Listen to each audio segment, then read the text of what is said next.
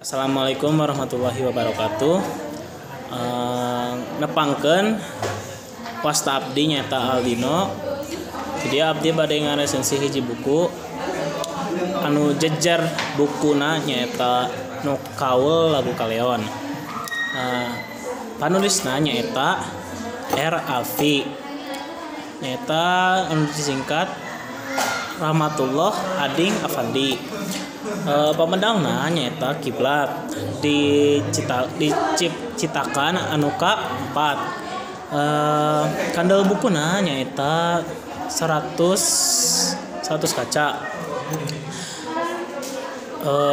Di hiji sinopsisna nyaeta caritana naon bentenna ari kawih anu disebut lagu Panambi sareng anu sok dipirik ku gamelan Cat Yati bangun penasaran. Taya bentenna meus acan bentenna ngan saukur lebah logam anu ngahulengkeun ku margi lagamna lagam mamaos. Kur dipirikna ku kecap indung sareng rincik jeung suling. Sareng kumargi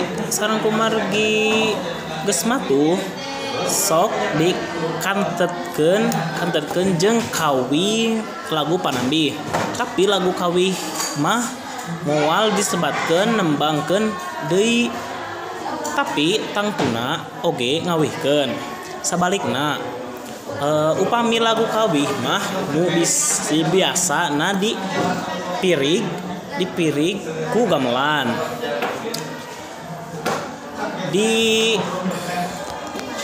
Dialihkeun kana pirigan kacapi.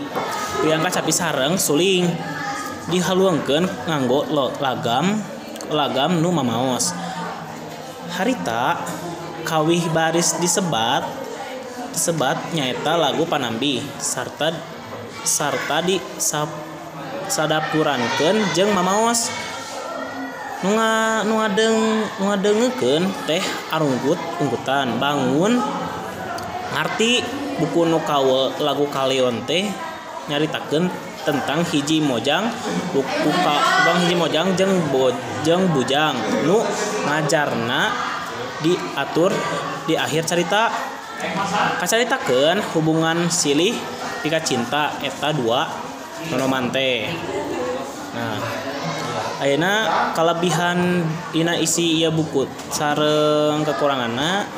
Jadi kelebihan dina ieu buku kahiji bisa terang tina berbagai lagu musik tradisional jeung ngenalkeun musik tradisional. Jadi lagu Panambi sarta disadapurankeun sareng mamaos. Tapi dina ieu hiji buku ge aya hiji kakuranganna. Kakuranganna nyaeta panulis nyaritakeunana nganggo basa Loma. Sedangkeun babari kaharti kudu maca. Ngan hancakalna aya sababaraha kecap anu asing keneh. Ukur sakitu unu kusimpuring di resensi. Kurang lebihna mohon maaf. Assalamualaikum warahmatullahi wabarakatuh.